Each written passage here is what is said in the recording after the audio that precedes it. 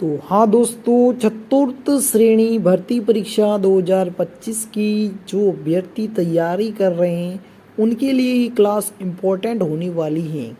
आज की इस क्लास में हम बात करेंगे टॉप मोस्ट 50 क्वेश्चंस सामान्य विज्ञान के, जिसमें आपको थ्योरी क्लास देखने की कोई आवश्यकता नहीं है।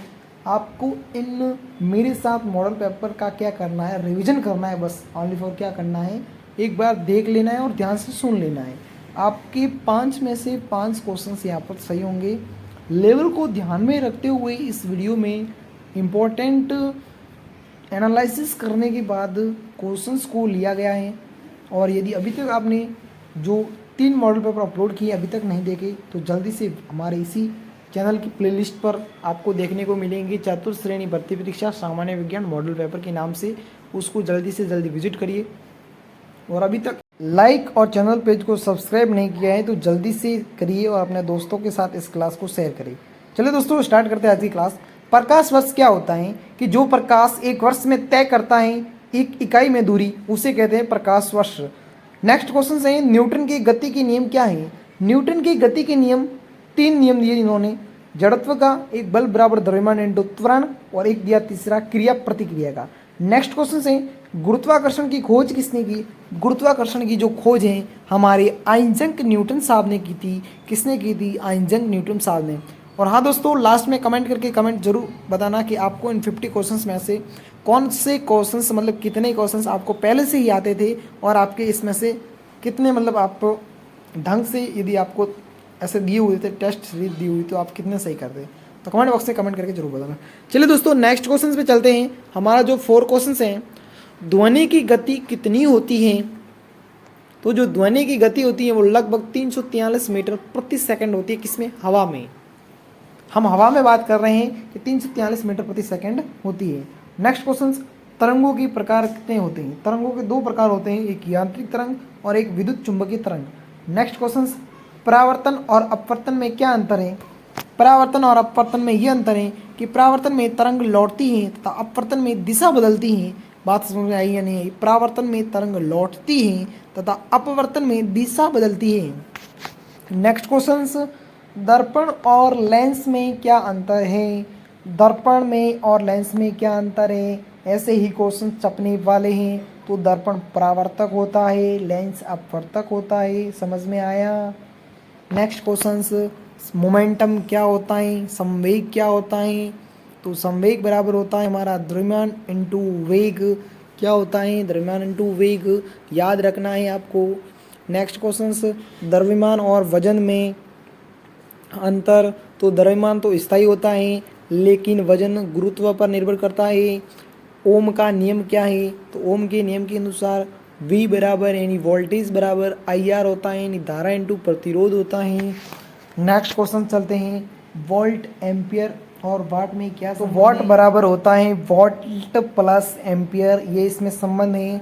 वाट बराबर वोल्ट प्लस एम्पियर। समझ में आया? नेक्स्ट क्वेश्चन पे चलते हैं, प्रतिरोध क्या होता है। तो प्रतिरोध दोस्तों विद्युत प्रवाह का विरोध करता है, मतलब R बराबर V/I इसका प्रतिरोध का सूत्र है। चुंबकत्व क्या है। तो चुंबक द्वारा आकर्षण करना, आकर्षण और प्रतिकर्षण की जो शक्ति है उसे चुंबकत्व के नाम से जानते हैं। नेक्स्ट क्वेश्चन पे चलते हैं, स्थैतिक बिजली क्या होती है। तो स्थिर अवस्था की विद्युत आवेश को क्या कहते हैं? स्थैतिक बिजली कहते हैं। नेक्स्ट क्वेश्चन पे चलते हैं, हमारा 50 क्वेश्चंस जो कि सबसे मोस्ट इम्पॉर्टेंट क्वेश्चंस हैं, स्टार लगा लेना। प्रकाश की गति क्या होती है, छपने वाला क्वेश्चंस। तो प्रकाश की गति हमारी लगभग 3 × 10⁸ मीटर प्रति सेकंड होती है। नेक्स्ट क्वेश्चन पे चलते हैं, हमारा 16 नंबर पर क्वेश्चन हैं कि ऊर्जा के प्रकार क्या होते हैं। तो ऊर्जा हमारी 4 प्रकार की होती हैं, गतिज ऊर्जा, स्थितिज ऊर्जा, ऊष्मा ऊर्जा और रासायनिक ऊर्जा। ये क्या है? ऊर्जा के प्रकार होते हैं। नेक्स्ट क्वेश्चन पे चलते हैं, हमारा जो सबसे खास और इम्पोर्टेंट क्वेश्चन है ये भी, इस पर भी आपको क्या लगाना है? डबल स्टार लगा लेना है कि ये क्वेश्चन छपने वाले हैं। कार्य और शक्ति में अंतर लेवल 10th का रखा गया है। कार्य बराबर बल इंटू दूरी होता है और शक्ति बराबर कार्य अपॉन समय होता है। तो ये भी इम्पोर्टेंट क्वेश्चंस हैं। एक न्यूटन बल की परिभाषा, तो देखिए एक न्यूटन बल की परिभाषा ये होती है कि 1 किलोग्राम वस्तु को 1 मीटर प्रति सेकंड स्क्वायर में बदलने के लिए क्या जितनी आवश्यकता होती है ऊर्जा, वो 1 न्यूटन होता है। समझ में आया। नेक्स्ट क्वेश्चन है कि दर्पण की फोकस दूरी क्या होती है। तो मुख्य बिंदु से दर्पण तक की जो दूरी है वो हमारी फोकस दूरी कहलाती हैं। इसे एफ से रिप्रेजेंट करते हैं। किससे रिप्रेजेंट करते हैं? एफ से रिप्रेजेंट करते हैं। न्यूटन का गुरुत्वाकर्षण नियम क्या कहता है? न्यूटन का गुरुत्वाकर्षण नियम ये कहता है कि दो वस्तुएं एक दूसरे को आकर्षित करती है, इस अर्थात बल समानुपाती m1 into m2 upon R square, ये न्यूटन का नियम कहता है गुरुत्वाकर्षण का। ये भौतिक विज्ञान के 20 मोस्ट इम्पॉर्टेंट क्वेश्चंस थे जो हमने इसको अलग अलग चार्ट के माध्यम से अलग अलग रिप्रेजेंट करके बताया है। अब हम जो 20 इम्पॉर्टेंट क्वेश्चंस लेकर आएंगे वो है हमारे किसके? रसायन विज्ञान से संबंधित। तो यहाँ तक आपके जो भौतिक विज्ञान के कितने क्वेश्चन सही हुए कमेंट बॉक्स में कमेंट करें। और यदि आपको सारे आते थे तो वीडियो को लाइक करें और चैनल को सब्सक्राइब करें, क्योंकि आपका विषय। दोस्तों अभी हम बात करते हैं रसायन विज्ञान के टॉप मोस्ट इंपॉर्टेंट क्वेश्चंस की। परमाणु क्या है? ये तत्व की सबसे छोटी इकाई होती है जो कि किसी रासायनिक प्रतिक्रिया में भाग लेती है।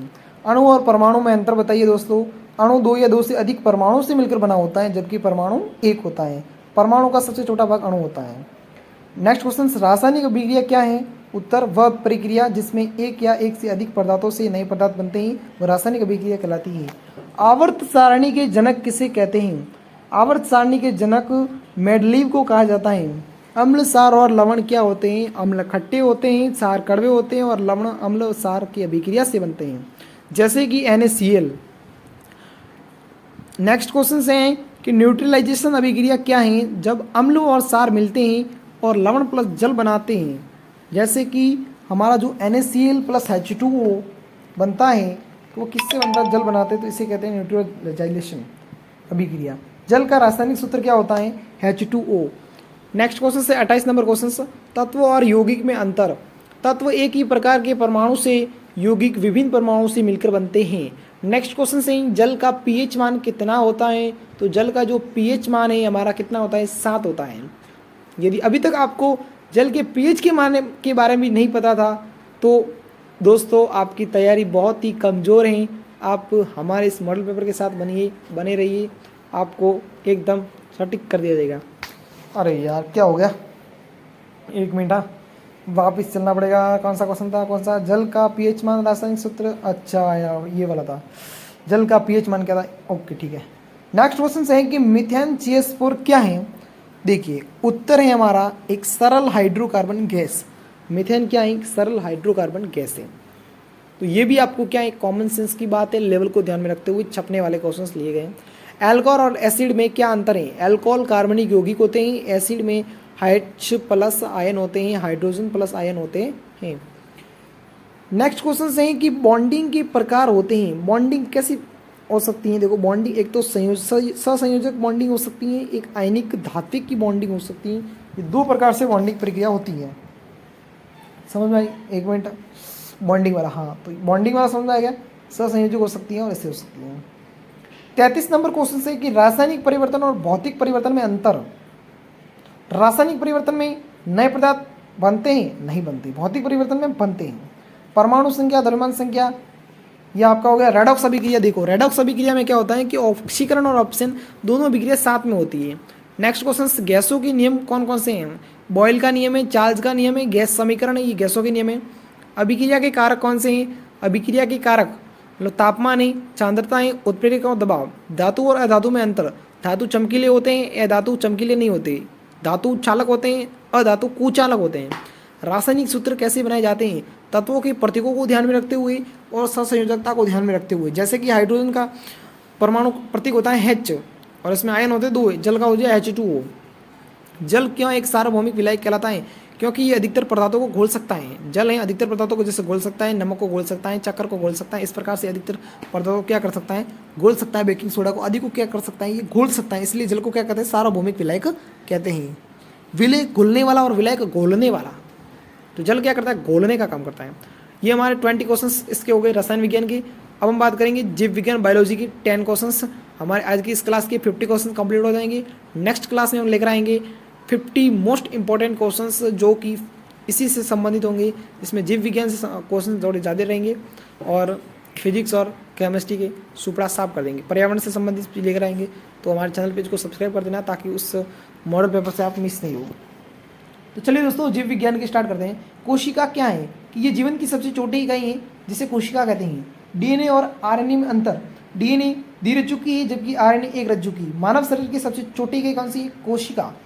तो बड़ी इकाई कौन सी है मानव शरीर की? कमेंट बॉक्स में कमेंट जरूर करना। रक्त समूह कितने प्रकार के होते हैं? रक्त समूह 4 प्रकार के होते हैं, ए बी और ओ सार्वभौमिक होता है, ए बी का ही होता है। मानव शरीर में कुल हड्डियाँ कितनी होती हैं? 200 से। कमेंट बॉक्स में बताना कि शिशु के शरीर में कितनी हड्डियाँ होती है। पाचन तंत्र में मुख्य अंग कौन कौन से होते हैं? तो मुख होते हैं, ग्रसनी होती है, यकृत होते हैं, आंत होती है। शरीर में खून का संचार कौन करता है? हृदय करता है, ये पंपिंग सिस्टम का कार्य करता है। प्लाज्मा क्या है? रक्त का सरल भाग क्या कहलाता है? प्लाज्मा कहलाता है। हार्मोन क्या होते हैं? तो शरीर में रासायनिक संदेह वाहक हार्मोन कहलाते हैं। नेक्स्ट हमारा आज की इस क्लास का लास्ट 50 क्वेश्चन है कि इंसुलिन कौन स्रावित करता है? ये अग्नाशय स्रावित करता है। धन्यवाद।